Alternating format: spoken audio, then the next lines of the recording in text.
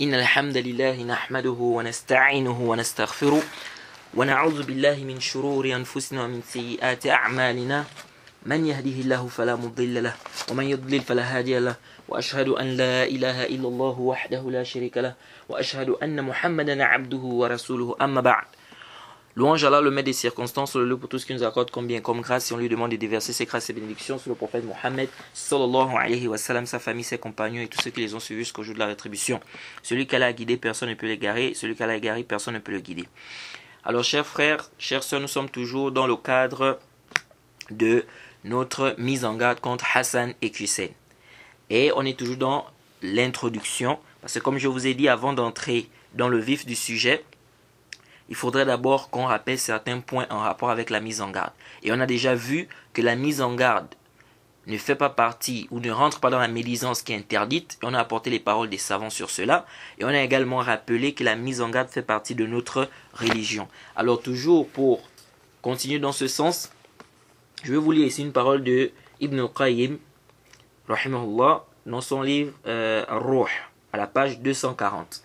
Il dit ceci: والفرق بين النصيحة والغيبة أن النصيحة يكون القصد فيها التحذير المسلم المبتدع أو فتان أو خاش أو مفسد فتذكر ما فيه إذا استشارك في صحبته ومعاملته وتعلق به كما قال النبي صلى الله عليه وسلم لفاطمة بنت قيس وقد استشارته في النكاح معاوية بجهم فقال أما معاوية فسعلوك وأما أبو جهم فلا يضع عصاه عن عاتقه وقال بعض أصحابه لمن سافر معه إذا هبطت بلاد قومه فاحذروه. Alors, Ibn Qayyim dit ceci, que la différence qu'il y a entre le conseil et la médisance, donc la médisance qui est interdite, c'est que le conseil, le but qui est voulu dans le conseil, c'est de mettre en garde le musulman contre l'innovateur. Il dit quoi? Mettre en garde le musulman contre l'innovateur. Ou un fatan, quelqu'un qui fait des fitnas, qui cause des fitnas. Ou un tricheur. Ou quelqu'un qui fait le désordre. Il dit, tu cites, n'est-ce pas, ce que la personne là a, à celui-là, par exemple, qui va venir te poser la question, Jade, parce qu'il veut sa compagnie, ou il veut avoir des relations avec cette personne ou être avec elle, Jade. Il dit comme le prophète Mohammed a dit dans le hadith de Fatima bint Qais, lorsqu'elle lui a posé la question concernant le mariage, que Muawiyah et Abu Jahm ont fait quoi? C'est-à-dire ils se sont rapprochés d'elle par rapport à quoi? Par rapport au... C'est-à-dire ils ont fait en fait, ils l'ont demandé en mariage, Jade. Et le prophète a dit quant à Muawiyah, c'est quelqu'un de pauvre. Contre Abu Jahm, il ne baisse pas le bois de son épaule. Et Ibn Qayyim continue en disant, certains compagnons ont dit, lorsqu'ils voyageaient, n'est-ce pas, liman safara ma'ahu, c'est-à-dire avec ceux avec qui ils voyageaient, si vous arrivez, ou bien si tu arrives au pays de tel, ou bien si tu arrives au pays de son peuple, fahzaruh, prenez garde, méfiez-vous de lui.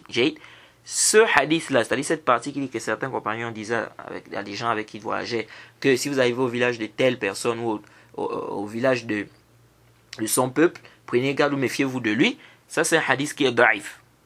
C'est un hadith qui est daif, ou un athar qui est daif, parce que c'est rapporté, n'est-ce pas, c'est rapporté par Bidaoud et Ahmed, et ça a été rendu fait par le Cheikh Al-Albani, n'est-ce pas, rahimahullah, dans le silsila da'ifa. Le hadith numéro 1205. Il continue ceci. Ibn Qayyim continue dit ceci.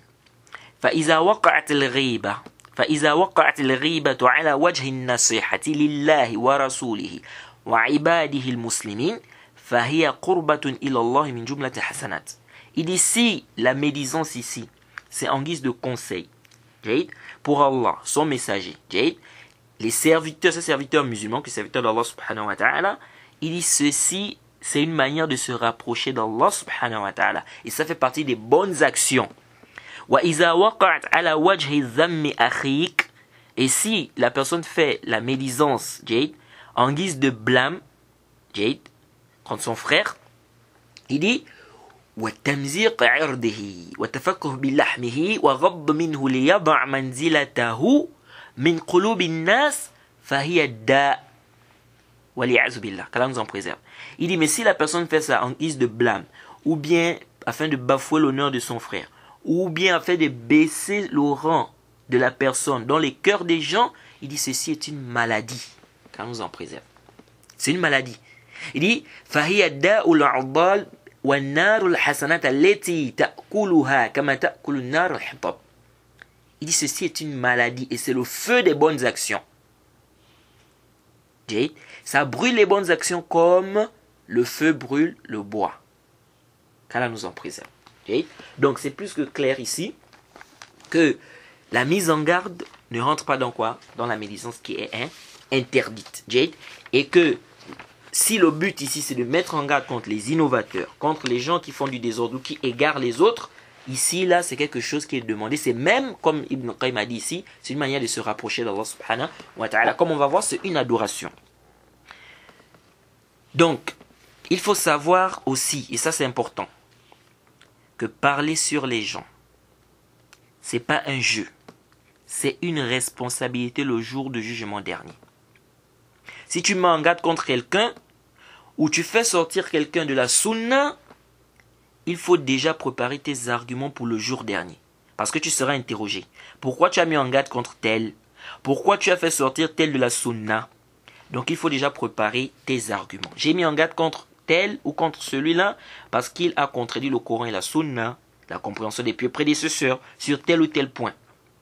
Et savoir aussi, il faut savoir aussi que faire des mises en garde est une adoration. Et donc il faut être sincère dans ça. Tu fais ça pour Allah subhanahu wa ta'ala. Tu fais ça aussi, c'est-à-dire afin, le but ici qui est voulu, le but dans la mise en garde, c'est quoi? C'est de donner des conseils à tes frères musulmans. Surtout ceux qui sont ignorants. Pour qu'ils ne soient pas trompés par un tel ou un tel égareur. Quand on dit c'est une adoration, pourquoi on dit ça? Car l'adoration, c'est quoi? Ismun jami' li kulli ma yuhibbuhu Allah wa yardah min al-aqwali wal af'al batina wa zahira. L'adoration, car c'est quoi l'adoration? L'adoration, comme a dit le Cheikh Islam Ibn Taymiyyah, c'est un nom pluriel qui englobe tout ce qu'Allah subhanahu wa ta'ala aime et agrée, apparent ou caché. Tout ce qu'Allah aime et agrée rentre dans l'adoration. Donc, quand tu aides un pauvre, un nécessiteux, ça rentre dans l'adoration. Car Allah aime ça. Quand tu héberges un frère qui a des problèmes, etc., tu l'aides, car il est dans le besoin, tu es dans l'adoration, c'est une adoration. Tu donnes à manger à quelqu'un qui souffre, quelqu'un qui a vraiment des problèmes, tu es dans l'adoration. Donc l'adoration n'est pas restreinte à la prière, la zakat, le jeûne, non. L'amour que tu as envers Allah subhanahu wa ta'ala, c'est une adoration. L'amour que tu as envers le prophète, c'est une adoration.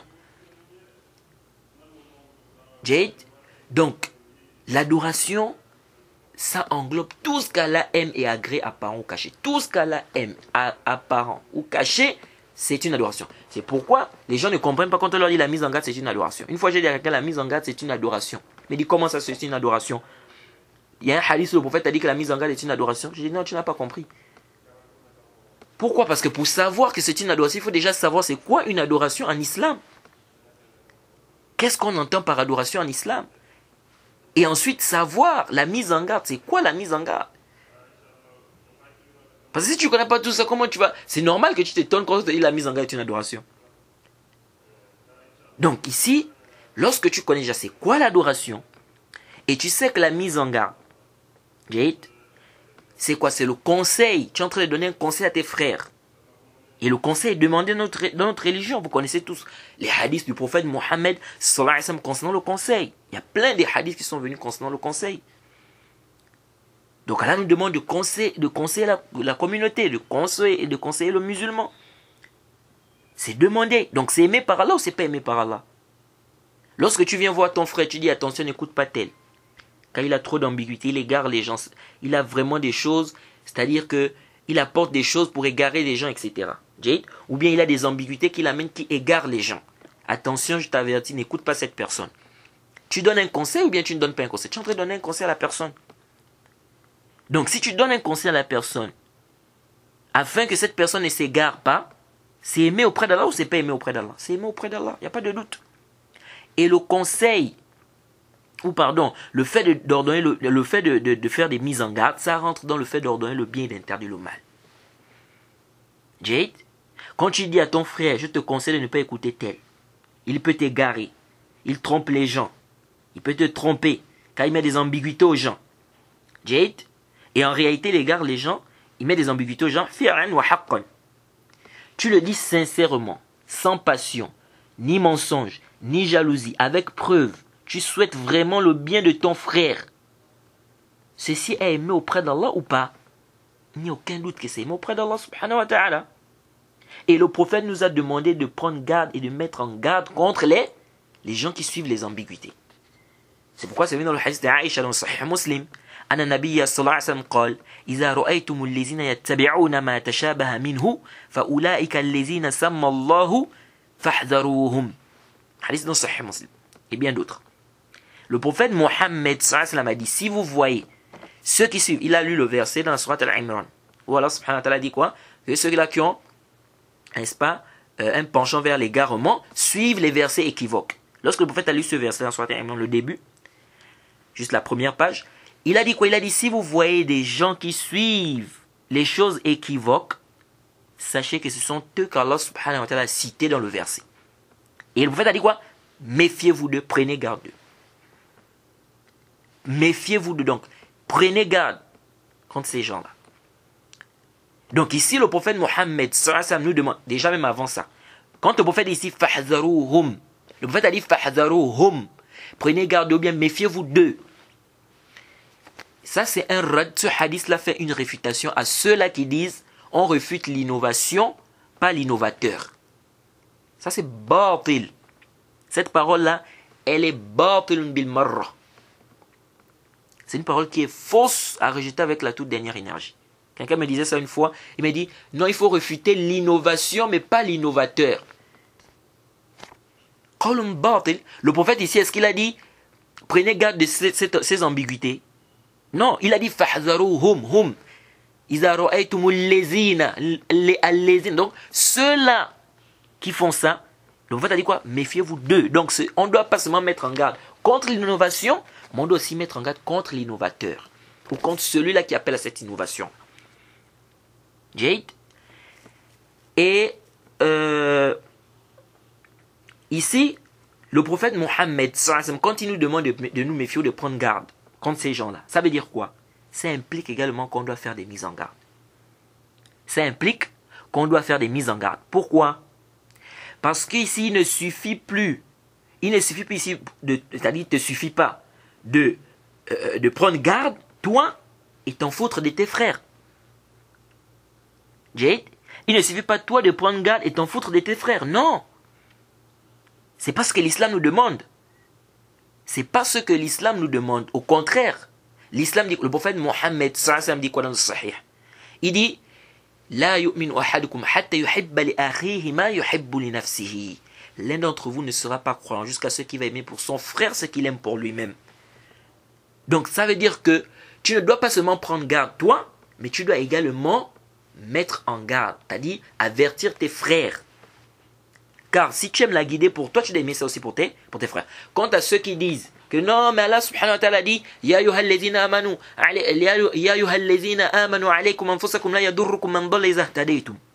Oh, vous qui avez cru, vous êtes responsable de vous-même. Celui qui s'égare ne vous nuira en rien. Il vient et te dit non, donc moi, je suis responsable de moi-même, je ne suis pas responsable des gens, donc s'il s'égare, ça ne me regarde pas. Qui t'a précédé dans ça? Dans ce femme-là? Qui t'a précédé? Ce verset-là est descendu. T'as dit, ce verset est descendu sur qui? C'est pas le prophète Mohammed sallallahu alayhi wa sallam. Le prophète a-t-il compris ce verset-là comme toi tu as compris? Les compagnons du prophète Mohammed sallallahu alayhi wa sallam, ils n'ont pas compris ce verset-là. Donc c'est toi qui as bien compris ce verset. Subhanallah. C'est comme quelqu'un m'avait dit une fois, il dit, mais pourquoi vous allez même voir cette personne-là? Vous n'avez pas compris le hadith du prophète? Celui qu'Allah a guidé, personne ne peut l'égarer. Celui qu'Allah a égaré, personne ne peut le guider. Donc vous vous fatiguez. Subhanallah. qui t'a précédé dans le fahm? Ce hadith-là, qui a rapporté? C'est les compagnons du prophète Mohammed. Ils n'ont pas compris ça avant toi. C'est pas le prophète Mohammed qui a dit ça. Il a compris ça comme toi. Pourquoi le prophète a mis en garde contre les Khawarij? Pourquoi le prophète a fait da'wah? Pourquoi le prophète a appelé au tawhid? Pourquoi il n'a pas dit non, bon, celui qu'Allah a égaré, personne ne peut le guider, celui qu'Allah a guidé, personne ne peut l'égarer? Allah subhanahu wa ta'ala dit dans le Coran, Ya ayyuhallazina amanu alaykum anfusakum la yadurrukum man dalla idha ihtadaytum. Oh, vous qui avez cru, vous êtes responsables de vous-même, ceux qui s'égarent ne vous n'auront rien. Donc moi je crois en Allah, je connais mon Seigneur, ça me suffit, le reste ça ne me regarde pas. Pourquoi le prophète n'a pas agi ainsi? Le prophète Mohammed n'a-t-il pas appelé au tawhid? N'a-t-il pas mis en garde contre le shirk? N'a-t-il pas mis en garde contre les bid'ah? Le prophète Mohammed n'a-t-il pas mis en garde contre les Khawarij? Donc ça veut dire quoi? Ça veut dire que ton femme, il est batil. Batil bil marra. Et c'est pourquoi vous voyez que il ne suffit pas d'avoir un dalil. Il faut également la compréhension de ce dalil. C'est-à-dire, la preuve ne suffit pas. Il faut également la compréhension de cette preuve. C'est pourquoi moi, parfois, quand je discute, quand je débat avec certaines personnes, parfois il m'apporte, il dit non, mais voilà le verset, mais voilà le hadith. Mais non, ça ne suffit pas. Il ne suffit pas de citer un verset ou un hadith. Le femme, wajh al-istidlal. Quel est le wajh al-istidlal de ce hadith? Ou quel est le wajh al-istidlal de ce verset? C'est-à-dire, l'aspect argumentatif, c'est quoi? C'est-à-dire, tu as apporté un verset, oui, mais qu'est-ce que tu veux dire par ce verset? Il faut que tu expliques. Donc, le dalil est une chose, la compréhension de ce dalil ou l'aspect argumentatif de ce dalil, c'en est une autre. Donc, tabi'u li hadha. Donc ça c'est complètement batil. Nous disons oui, Allah subhanahu wa ta'ala a dit Ya ayyuhallazina amanu alaykum anfusakum la yadurrukum man dalla idha ihtadaytum. Oh vous qui avez cru vous êtes responsable de vous-même, celui qui s'égare ne vous nuira rien. En disant oui, celui qui s'égare ne vous nuira rien. Mais comment on doit comprendre ce verset? Ton femme il est batil. Nous disons ceci, si quelqu'un fait maintenant le zina, est-ce qu'on va me donner son péché? Non. Ici, là, il ne te nuira en rien après avoir fait ce qui est obligatoire sur toi. C'est-à-dire, tu n'as même pas fait ce qui est obligatoire, tu dis non, je suis responsable de moi-même, mais celui qui s'égare ne me nuira en rien. C'est-à-dire, tu vois quelqu'un qui s'égare, qui égare les gens, tu ne dis rien, tu t'assois, tu dis non, je suis responsable de moi-même. C'est faux. Tu aurais beau faire ce qui est obligatoire sur toi. Tu as ordonné le bien. Tu as interdit le mal. La personne ne veut pas comprendre. La personne insiste. On dit oui. Maintenant là, il n'est pas. C'est-à-dire, ici, tu es responsable de toi-même. Il s'égare, il ne te nuira en rien. Car tu as déjà fait ce que l'islam t'a demandé de faire. Mais tu n'as pas fait ce qui est obligatoire sur toi. Et tu dis non, ça ne me regarde pas ce que. Batil. C'est pourquoi Abu Bakr Siddiq, le Musnad Imam Ahmed, par rapport à ce verset-là, il y a des gens qui ont mal compris ce verset.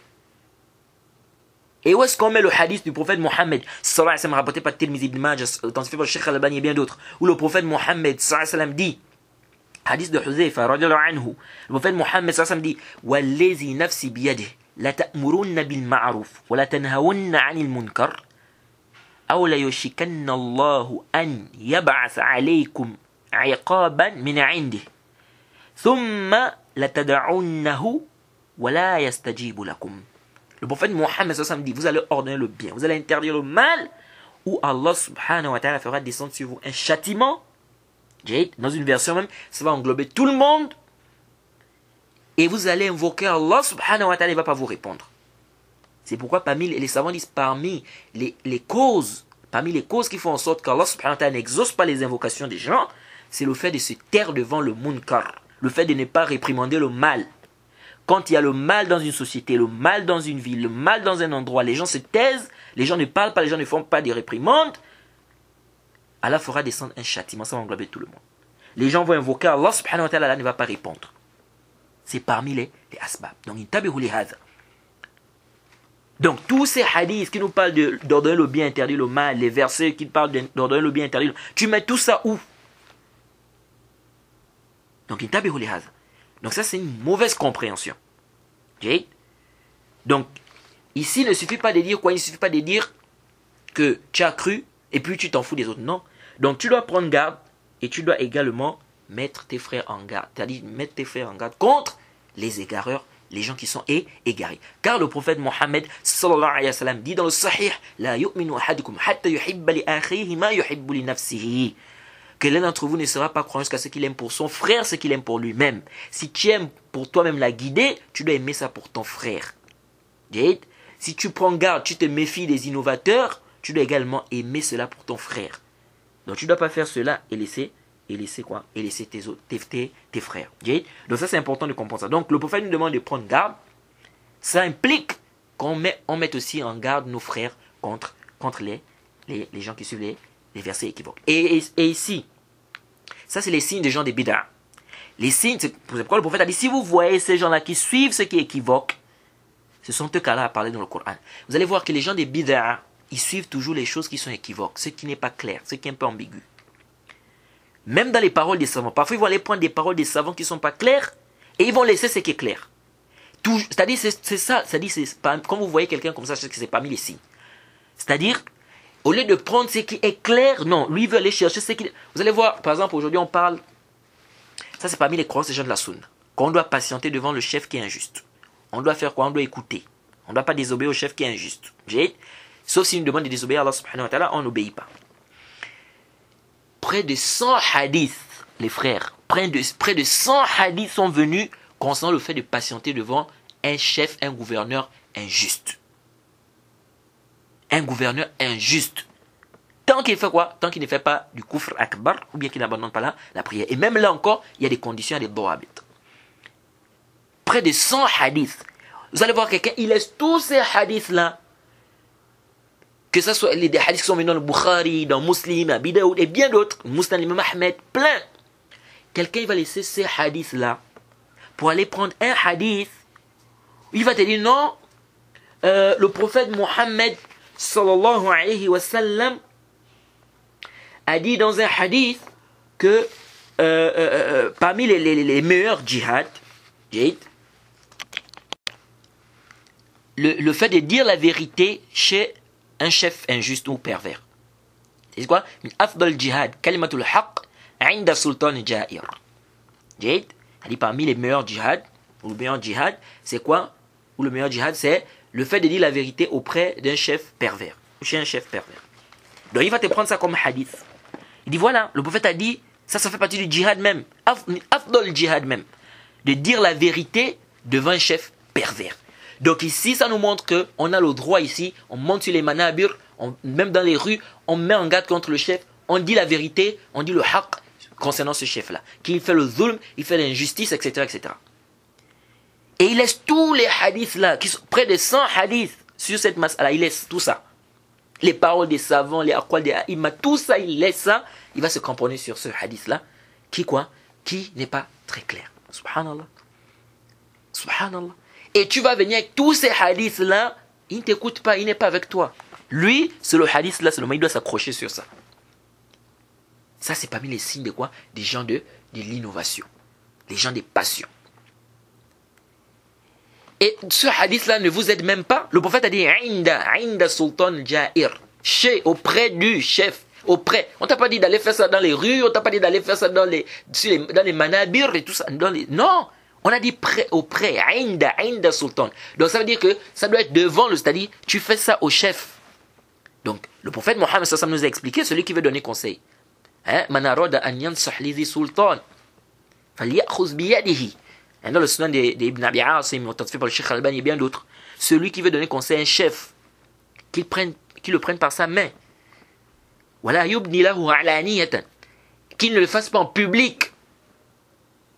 S'il accepte, sinon, il aura fait ce qui est obligatoire sur lui. Donc, ce hadith nous montre ici que si tu veux donner conseil au chef, ça doit être quoi? Auprès du chef. Donc, le hadith dit Inda. Donc, ça doit être auprès du chef. Ça ne doit pas être en public, comme on voit beaucoup. Ça doit être dans des journaux, c'est la télévision, c'est dans les manabir, sur les manabir, dans les rues, etc. Non! Fahmun khati. Ça, c'est une mauvaise compréhension du hadith. On a dit Inda. Donc ça ne vous aide même le hadith ne vous aide pas. Les gens des bid'a, c'est ça. Ils vont aller prendre des paroles, parfois tu vois, il va prendre sur des massas, il prend des paroles de certains savants dont on peut comprendre, c'est-à-dire c'est pas très clair. Toi tu vas aller chercher des paroles du savant qui sont claires. Lui il va laisser ça, il va se cramponner. Il ne veut pas, lui c'est ça, il veut se cramponner seulement si c'est qui est un peu ambigu. Comme j'ai eu un débat récemment avec des frères, et vraiment c'est triste. De jour en jour on entend des choses terribles. Une secte qui vient à peine de sortir Ils disent quoi? Subhanallah, qu'Allah nous guide et qu'Allah vraiment nous préserve. Ils disent que toute bid'a c'est du kufr akbar. Toute bid'a c'est du kufr akbar. Et j'ai discuté avec un. Le prophète n'a pas fait la différence entre, il n'a pas dit bid'a mukaffira ou bid'a mufassiqa. Pourquoi vous faites cette différence? Le prophète a dit toute bid'a est un égarement. Donc toute bid'a c'est du kufr. Je dis mais mon frère, déjà le prophète a dit toute bid'a est un égarement. Et égarement ne veut pas forcément dire que c'est du kufr. C'est pas tout ce qui est égarement qui est du kufr, mais tout kufr est égarement. C'est-à-dire toute mécréance est de l'égarement. Mais c'est pas tout égarement qui est de la mécréance akbar. Il dit, mais non, vous n'avez pas divisé ça. Le prophète n'a pas divisé ça. Je dis, mais subhanallah. Ça, c'est juste pour donner aux gens une compréhension. Pour que les gens comprennent qu'il y a des bid'a qui font sortir de l'islam et des bid'a qui ne font pas sortir de l'islam. Mais on est tous d'accord que toute bid'a est un égarement. Toute bid'a, il n'y a pas de bonnes bid'a. Et il m'a dit, non, mais le Cheikh Oussemin, il y a un autre, ça c'est un autre. Le Cheikh Oussemin, il a une vidéo où il ne fait pas quoi? Il ne divise pas la bid'a comme ça. Je dis, subhanallah. J'ai fait quoi? J'ai apporté à ce frère-là plein de paroles du Cheikh Ibn Oussemin. Vidéo du Cheikh Ibn Oussemin. Des paroles dans ses koutoub. Où il dit clairement que la bid'a se divise en deux. La bid'a qui est mufassiqa, donc il ne fait pas sortir l'islam, et la bid'a qui est mukaffira. Clair, c'est-à-dire qui ne comporte aucune ambiguïté, donc on ne peut même pas, c'est-à-dire on ne peut pas comprendre autre chose. Malgré ça, il insiste quand même à dire non, mais on doit prendre, il a une vidéo où il n'a pas de détail, on doit prendre là où il n'a pas de détail. Subhanallah, comment on doit prendre là où il n'a pas de détail? Comment on doit prendre là où il n'a pas divisé? Alors que là c'est clair, il démontre clairement ici que la bid'a se divise en deux. Donc ça c'est les signes des gens de l'innovation, c'est-à-dire il va laisser ce qui est clair pour prendre ce qui est ambigu. Ce qui n'est pas clair. La chose est là, claire devant toi, claire. Il laisse ça pour aller prendre ce qui est quoi? Ce qui n'est pas clair. Et les gens, c'est ça. Et c'est comme ça que j'ai discuté avec un autre sur la mas'ala du tahkim qawanin et tout ça, le fait de juger par une loi autre que la loi d'Allah. Il dit non, Cheikh Fawzan a dit ceci, il fait même le takfir de tous les gouverneurs et tout ça, actuellement et tout ça. Je dis ça, c'est n'importe quoi. Et il va te prendre des paroles qui ne sont pas claires, dont on peut comprendre. J'ai dit, Jay, j'ai apporté à ce frère-là une parole du Cheikh Al-Fawzan. Hafizahullah. Claire sur la mas'ala. Justement, c'était même sur cette question-là. On dit non, il y a des gens qui ont dit que vous avez fait le takfir de tous les hukam. Le Cheikh répond clairement qu'il n'a pas fait cela, que c'est du mensonge, et que les gens prennent de ces paroles ce qu'ils veulent, etc. Bien détaillé, clair. Quand j'apporte ça à ce frère-là, vous savez ce qu'il me dit? Subhanallah. Il me dit, ah, tu as cru que le Cheikh Al-Fawzan c'était le prophète Mohammed sallallahu alayhi wa sallam? Regardez. Là maintenant, il dit, tu as cru que le Cheikh Al-Fawzan c'était le prophète. Donc quand il s'est argumenté de la parole du Cheikh Al-Fawzan, il n'a pas dit ici, le Cheikh Al-Fawzan c'est pas le prophète. Mais lorsqu'on lui apporte maintenant une parole du Cheikh Al-Fawzan claire qui vient contredire ce qu'il dit, là maintenant il rejette, il dit non, le Cheikh Al-Fawzan c'est pas le prophète. Donc je peux ne pas accepter sa parole. Ishaza. C'est là où tu vois que les gens des bid'a, c'est des gens, c'est des trompeurs, parfois vous voyez des gens, ils ont les mêmes choses en commun, ces gens-là.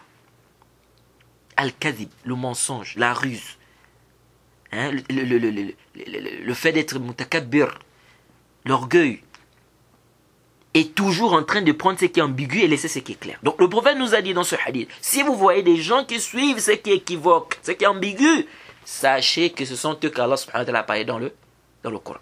Donc prenez ça déjà comme principe, que les gens de l'innovation, ils sont toujours en train de suivre ce qui est ambigu et ils laissent ce qui est clair.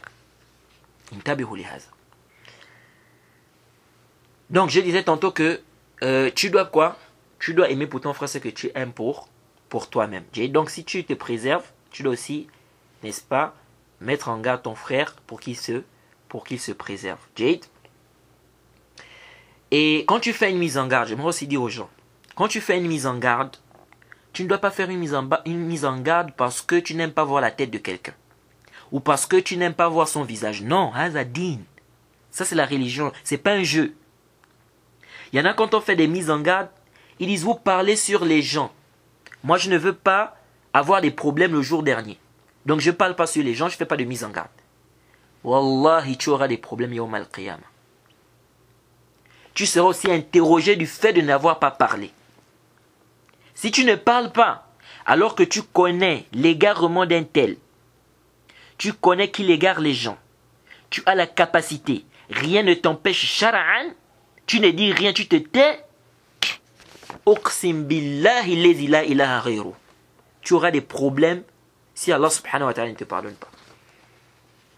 Tu auras des problèmes. Donc beaucoup de gens pensent que si tu ne parles pas sur les gens, tu ne fais pas des mises en garde, tu es à l'abri.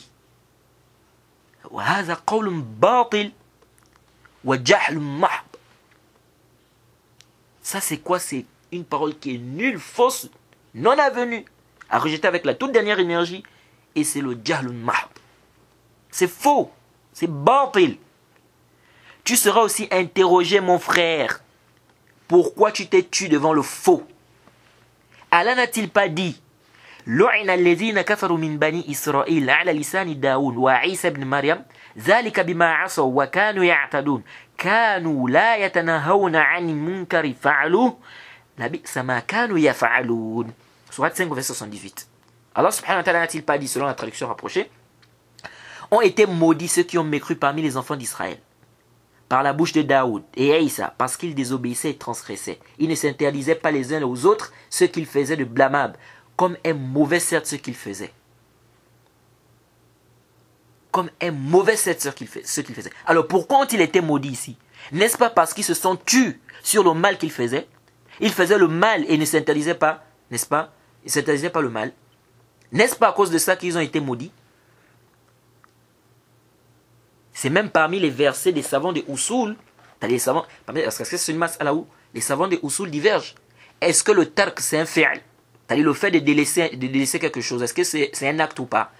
Il y a un khilaf entre les savants des Usul, les savants de la jurisprudence islamique. Certains savants ont même pris ça comme dalil, comme preuve ce verset-là, pour justifier quoi? Ou pour prouver que le fait de délaisser une chose, c'est un acte.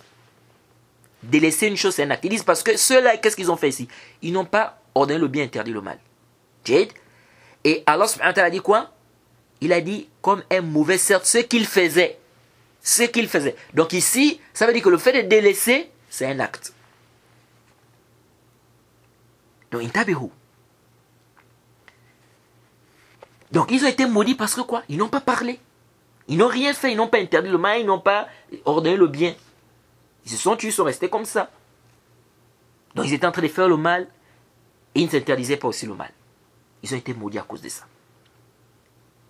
Donc, si tu parles, ça peut te causer préjudice. Si tu parles dans le faux.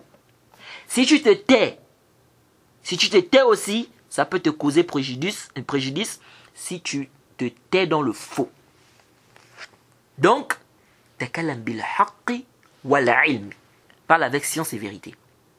Bien évidemment, mettre en garde contre les gens égarés, ou parler sur les gens égarés, les innovateurs, etc., c'est pas une obligation sur tout le monde.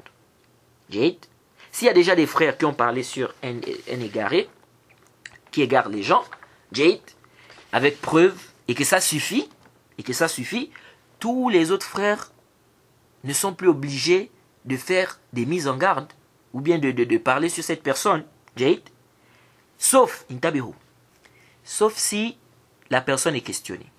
Tu es questionné, quelqu'un vient, il te voit, il te dit, bon, j'ai envie d'aller pour, il y a un frère qui donne un dars là-bas, j'ai envie d'aller écouter, etc.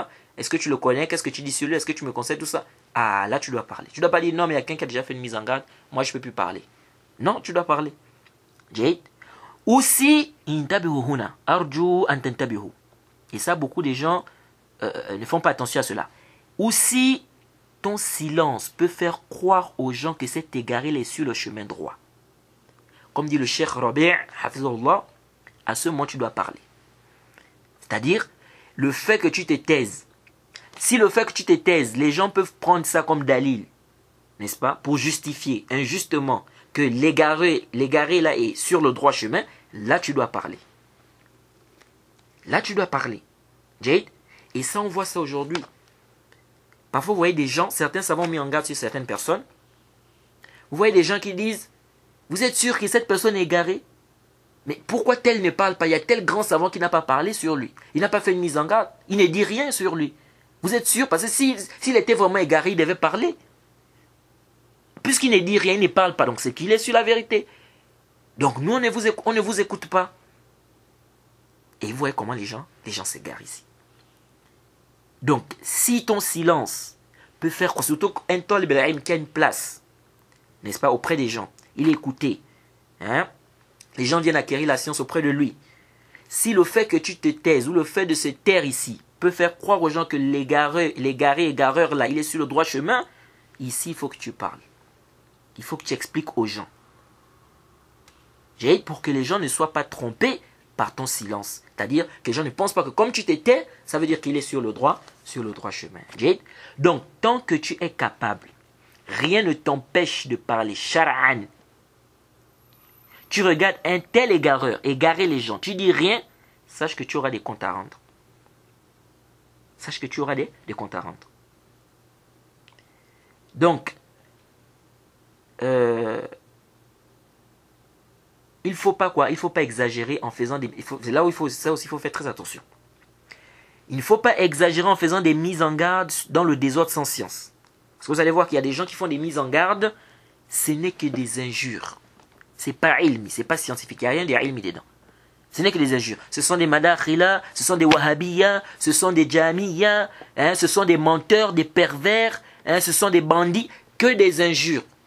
30 minutes, 45 minutes, parfois même près d'une heure. Tu n'entends que des injures. Il n'y a pas un verset du Coran, il n'y a pas des hadiths du prophète, il n'y a pas des paroles des salafs, il n'y a pas des paroles des savants, des livres, rien. Tu n'entends que des injures, injure sur injure, injure sur injure. Ça, c'est pas ilmi. D'autres, ils font des mises en garde, c'est-à-dire des choses, tu dis, mais est-ce que ça nécessite même de faire, c'est-à-dire, est-ce que ça, on a besoin de faire une mise en garde pour ça? Parfois, des choses privées, la personne vient, il amène ça comme ça, c'est des trucs, tu dis, mais c'est quoi ça? Donc, la mise en garde, on ne doit pas exagérer, on ne doit pas faire la mise en garde dans le désordre. Et il ne faut pas aussi être laxiste de l'autre côté, en se taisant sans raison valable. Il faut être au juste milieu. Takalam bil haqqi wal ilm. Parle avec science et vérité. Alors, cette mise en garde, va se faire sous forme de, comme je vous ai dit, c'est une série de mises en garde et ça va se faire sur plusieurs parties. Et je demande à Allah de nous donner la sincérité de ce que nous faisons et qu'il mette cet acte-là dans notre balance le jour du jugement dernier, qu'il mette ça dans nos bonnes actions.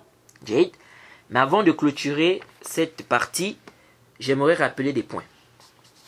Que faire des mises en garde, ce n'est pas quelque chose qui est restreint aux savants. Parce que il y a des gens aujourd'hui, quand on fait des mises en garde, ils disent non, vous n'êtes pas des savants pour faire des mises en garde.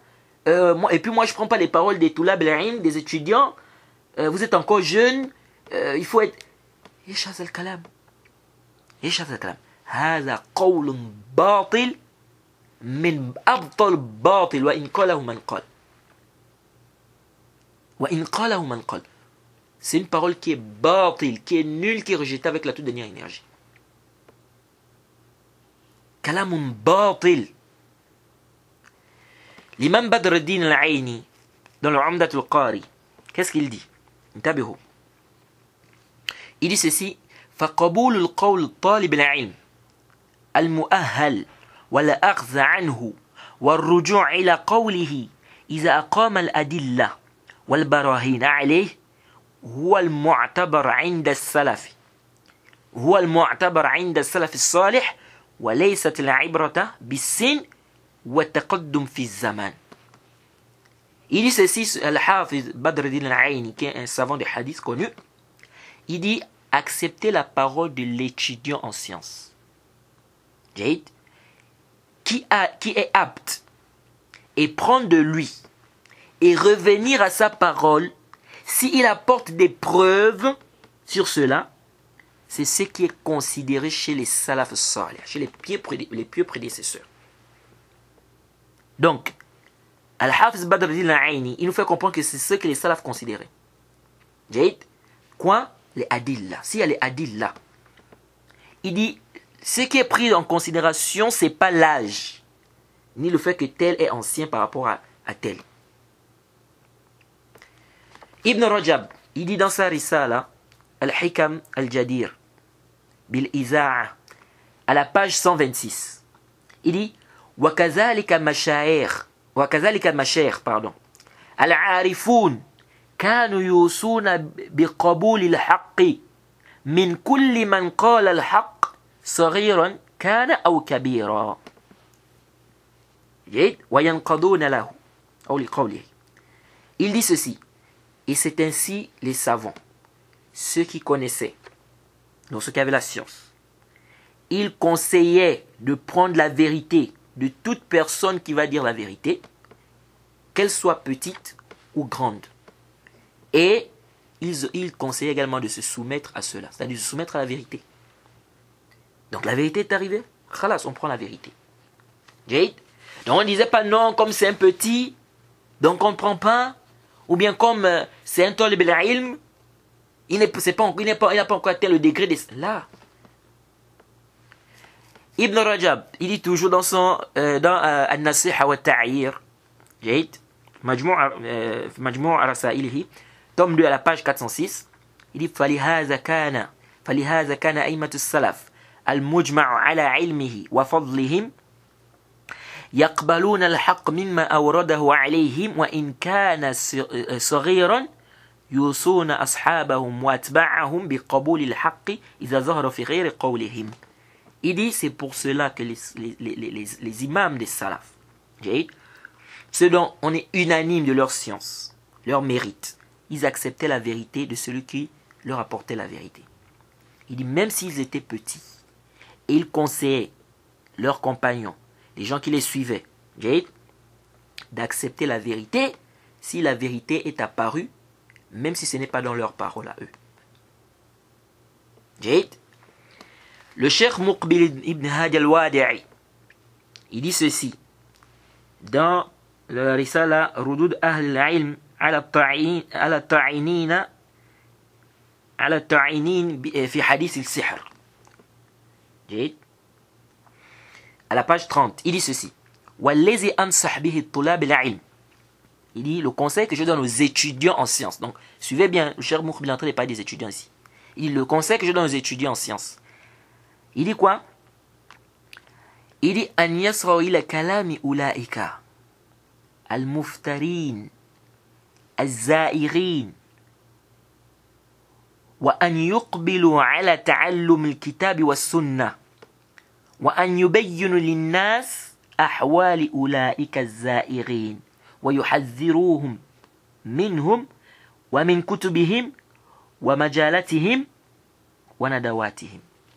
Le Cheikh Muqbil, ce que je donne comme conseil aux étudiants en sciences, c'est de voir les paroles de ces gens-là, ces menteurs-là, qui ont dévié, que ces étudiants-là enseignent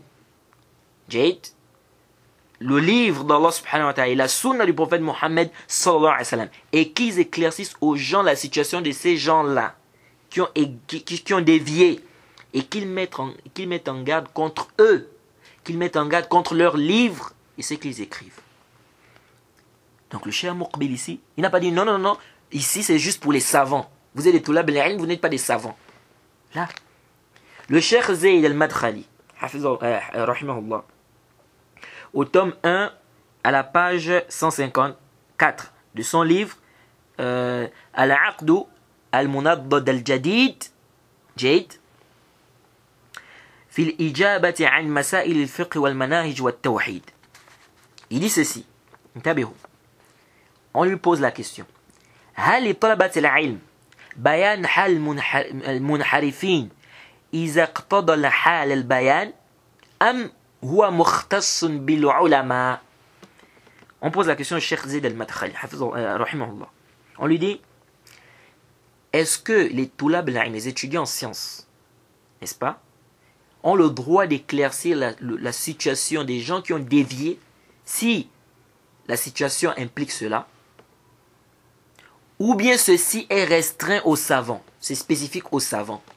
Le cheikh répond ceci, il dit Man arafa al-haqq wajaba alayhi bayanu 'inda iqtida'i al-hal.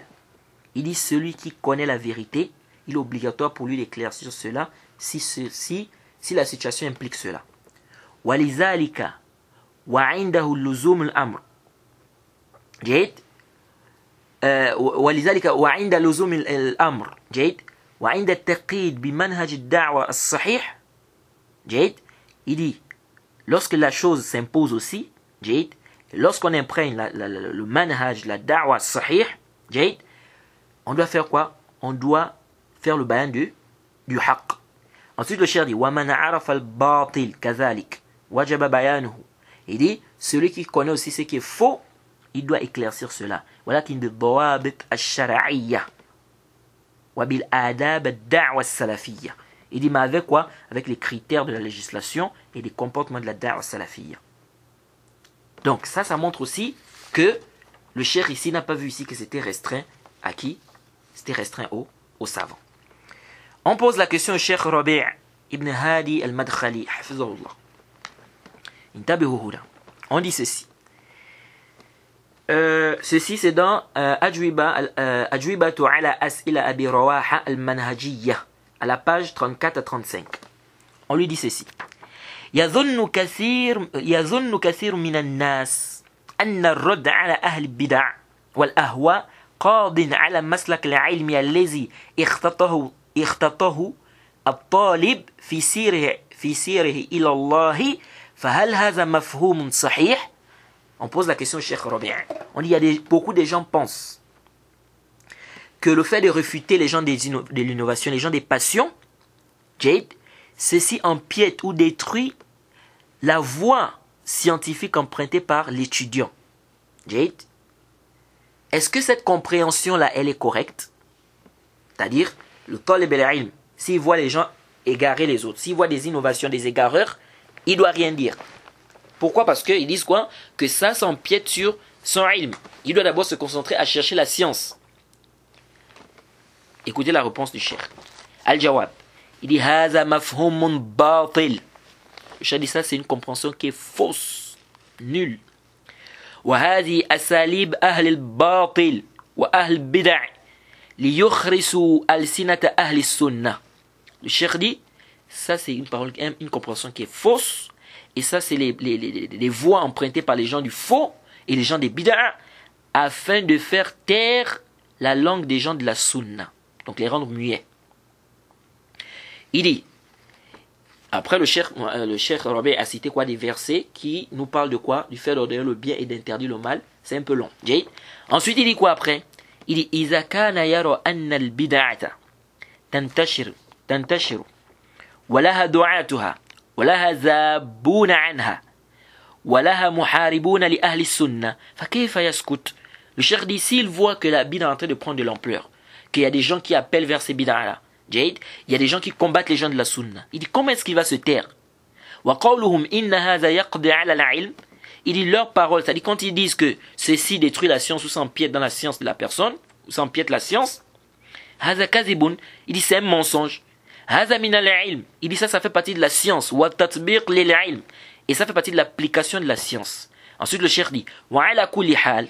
De toute façon, dans toutes les situations, فَالطَّالِبُ الْعِلْمِ لَابُدَّ أن يخصص أوقاتا للتحصيل. Le cheikh dit, de toute façon, l'étudiant doit spécifier des moments afin d'acquérir, pour l'acquisition de la science. C'est-à-dire que tu ne dois pas faire l'exagération dans ça. C'est-à-dire, tu ne dois pas te concentrer seulement aux réfutations, parce qu'il y a des gens aussi comme ça. Tout son temps, il passe tout son temps se met à chercher qu'est-ce que tel a dit sur tel, qu'est-ce que tel a dit sur tel, qu'est-ce que tel cheikh a dit sur tel, qu'est-ce que tel frère a dit. Toute sa journée, c'est ça. Et dans le ilm, il ne connaît rien du tout. Le tawhid, il est nul. Dans le bab des asma sifat, nul. Les ablutions, il ne connaît pas. La prière, il ne connaît pas. Nul. Il n'y a pas de ilm. Mais quand il s'agit ici de parler seulement sur les gens, alors là, tu le verras. Oh, mais tel a dit ceci sur tel, hein. Tel a dit ceci sur tel. Tu as l'impression qu'on dirait même des... Tu te demandes, mais c'est quoi ça? C'est-à-dire, c'est quoi ce manhaj? Ça n'a pas été enseigné par nous, ma chère. Les savants ne nous enseignent pas ça. il faut faire quoi? Il faut jumeler les deux. C'est-à-dire, en même temps tu prends la science, en même temps aussi, si la situation exige que tu parles sur quelqu'un, tu parles. Bil'ilm, bien sûr, avec les dawabit shar'iyya, comme on a déjà dit. Donc le cheikh ici dit, l'étudiant doit quoi? Il doit mettre un temps pour acquérir sa science. Wala budda an yakun jadda fi tahsil. Et il doit être sérieux, il doit être quoi? Sérieux dans son acquisition de la science. Wala yastati' an yuwajih al-munkarat illa bil-ilm. Et il ne peut, le cheikh dit, il ne peut pas faire face au mal sauf avec la science. Fa'ala kulli hal, le cheikh dit de toute façon, yuhassil al-ilm. Dans toutes les situations. Yuhassil al-ilm wa fi nafs al-waqt yutabbiq. Le cheikh dit de toute façon, il doit acquérir la science et en même temps aussi il doit pratiquer ça, c'est-à-dire il doit appliquer cette science. Wallahu ta'ala yubarik li hadha muta'allim al-amil fi ilmihi. Il dit Allah subhanahu wa ta'ala mettra la baraka, donc la bénédiction pour celui-là qui enseigne et qui pratique, qui travaille par rapport à sa science. Il dit wa qad yanza' al-baraka. Il dit wa qad yanza' al-baraka. Ici on peut enlever la bénédiction. لما يرى الضلالات وأهل الباطل يرفعون الشعارات الباطل ويدعون الناس إليها ويضلون الناس فيقول لا فيقول إيش؟ لا ما أشتغل بهذه الأشياء أنا سأشتغل بالعلم. Le cheikh dit ici, le cheikh dit وقد ينزع البركة لما يرى المنكرات قدامه يقول عفوا. Le cheikh dit ici qu'on peut enlever cette baraka. Le cheikh dit on peut enlever la bénédiction. S'il voit des munkarat, le mal, قدامه يقول, devant lui, c'est-à-dire il voit le mal devant lui. Et il dit لما أطلب العلم. Il dit non, je cherche pas encore, c'est-à-dire je suis encore en train de chercher la connaissance, donc j'ai pas encore la connaissance. Donc, et pourtant il a du ilm. Il peut réprimander cela. Il voit ça devant lui, il dit non. Ça c'est papa les turqat du shaitan. Donc il va laisser tout ça là, le mal, il va regarder, alors qu'il a la capacité, toutes les conditions sont réunies, mais il dit non, je suis en train de chercher encore la science. Le cheikh dit avec ça, Allah peut enlever la baraka. Parce que tu vois le mal, tu as le ilm, tu as la capacité, tout est réuni, mais tu ne fais pas le inkar, soit disant tu dis non, je suis en train d'apprendre. Il dit il dit voilà les égarements, les gens du faux sont en train d'élever leurs principes, ils appellent les gens vers ça, ils égarent les gens, et il dit non, je ne prends pas mon temps pour ces choses là. Moi je prends mon temps pour la science. Le cheikh dit en agissant ainsi on peut enlever la baraka. Allah subhanahu wa ta'ala peut enlever la baraka. Oui. Parce que quand tu as le ilm, c'est pas seulement d'avoir le ilm, non, il faut pratiquer. Et il faut également transmettre. Il fait partie de la pratique du ilm, c'est pas seulement de faire les prières, de jeûner, etc. Non. Tu connais que quelque chose est faux. C'est batil. Quelqu'un veille la porte, il égare les gens avec. Tu sais très bien, tu as les capacités. Rien ne t'empêche shar'an. Tu es là, tu regardes les gens égarés, et tu regardes telle personne égarer les gens, tu ne dis rien, tu es assis. Le cheikh dit, ça peut être parmi les asbab quoi qu'on enlève la baraka. Donc, et les paroles du cheikh Rabi' sont en pêle-mêle sur cette question-là. Est-ce que les mises en garde, c'est restreint aux savants, ou même les tulab al-ilm? Il a plein de paroles dans les majmou', enfin, plein de paroles. Je ne veux pas être long sur ça. Déjà, ce que j'ai cité là, je crois que c'est assez, je pense que c'est suffisant. Donc, ceux qui veulent restreindre, et le prophète Mohammed a dit Man ra'a minkum munkaran falyughayyirhu biyadihi fa in lam yastati' fa bilisanihi fa in lam yastati' fa bi qalbihi dhalika adhafu al-iman. Hadith Abu Sa'id al-Khudri dans Sahih Muslim radiyallahu anhu. Abu Sa'id al-Khudri radiyallahu anhu dans le Sahih Muslim. Le prophète Mohammed sallallahu alayhi wa sallam a dit quoi? Celui parmi vous qui voit mal, qui le change avec ses mains, s'il ne peut pas avec sa langue, s'il ne peut pas avec son cœur, ceci est le plus bas degré de la foi. Il va dire Man ici chez les savants de Usul, les savants de la jurisprudence islamique, ils te disent que c'est min alfaz al-umum. C'est-à-dire c'est parmi les termes généraux. Ça veut dire que c'est général, ça englobe. Donc c'est pas restreint. Donc venir ici restreindre le fait d'ordonner le bien, interdire le mal, que ça doit seulement, il faut bien comprendre ce que je suis en train de dire, que ça doit seulement être, n'est-ce pas? C'est-à-dire que c'est seulement les savants qui doivent faire cela. Donc les tulab al-ilm ne doivent pas faire cela, que c'est haram, c'est interdit pour eux, c'est seulement réservé aux savants. Là, il n'y a pas de doute que cette parole, elle est quoi? Elle est complètement batilun. Et c'est à rejeter avec la toute dernière énergie. Wa in qala man qala. Quel que soit celui qui va dire ça. Donc nous devons suivre quoi? Nous devons suivre le haqq. Bien évidemment, ce n'est pas tout le monde aussi qui doit faire des mises en garde, comme on a déjà expliqué. Il y a des dawabit, il faut de ilm, etc. Il y a plusieurs points qu'il faut prendre en considération. Mais de venir restreindre. Hein? Et ça, c'est comme disait le Cheikh Rabi' dans certaines de ses rasaïl, que ils veulent quoi en fait? Ils veulent que les shabab se taisent sur les munkarot. Ils veulent que les jeunes salafis se taisent sur les dalalat, les égarements. Quand ils viennent pour dire ça, la plupart des gens qui viennent avec ça, parmi les awam et tout ça, parmi les awam, ceux qui viennent avec ça sont parmi les awam, la plupart quand ils viennent te dire, ils te disent non, vous n'êtes pas des savants, c'est les savants qui doivent faire des mises en garde, les toulab ne doivent pas faire des mises en garde, etc. Ils veulent quoi en fait? Ils veulent qu'on laisse les gens en fait parce qu'ils savent. Le savant ne va pas faire des mises en garde, mais le savant ne va pas. À chaque fois qu'il y aura un égareur dans une ville, dans des pays du Koufou, etc. Parfois le savant ne connaît même pas c'est qui. Le savant ne comprend même pas sa langue. Et ils savent très bien que le savant n'aura pas quoi. C'est-à-dire le savant ne pourra pas parler sur toutes ces personnes-là. Et donc, qu'est-ce qu'ils font? Ils amènent des trucs comme ça. Pourquoi? Pour que les gens se taisent. Donc, on regarde comme ça, on est en train d'égarer les gens. C'est le dolal. Et chacun suit comme il veut. Et puis, yallah. Eshal al-kalam. Eshal. Donc, les frères, il faut faire très attention. Et il faut vraiment demander à Allah subhanahu wa ta'ala le sabbat dans le din. Et savoir quoi? Que notre religion a des principes et des règles. Notre religion, elle est claire. C'est clair. Hein? C'est les gens qui viennent avec des shanshana wa dandana wa falsafa wa safsata, c'est-à-dire ils viennent avec des choses, des philosophies. Parfois tu te demandes que vous sortez ça d'où. Donc on doit demander qu'Allah subhanahu wa ta'ala nous donne le sabbat, qu'Allah nous raffermisse dans sa religion. Donc on va s'arrêter ici. Je suis désolé d'avoir été un peu long, mais comme vous savez, cette mise en garde, cette série de mises en garde, ce n'est pas juste mujarrad de tahzir, c'est-à-dire c'est pas juste le simple fait de faire une mise en garde, non. Là, dans la mise en garde que je vais faire, il y a aussi des profits que je vais apporter. La mise en garde, c'est pas juste de dire non, tel a fait telle erreur, ne l'écoutez pas. Non, il y a aussi des profits, des fois, il y a des ambiguïtés qu'on doit réfuter.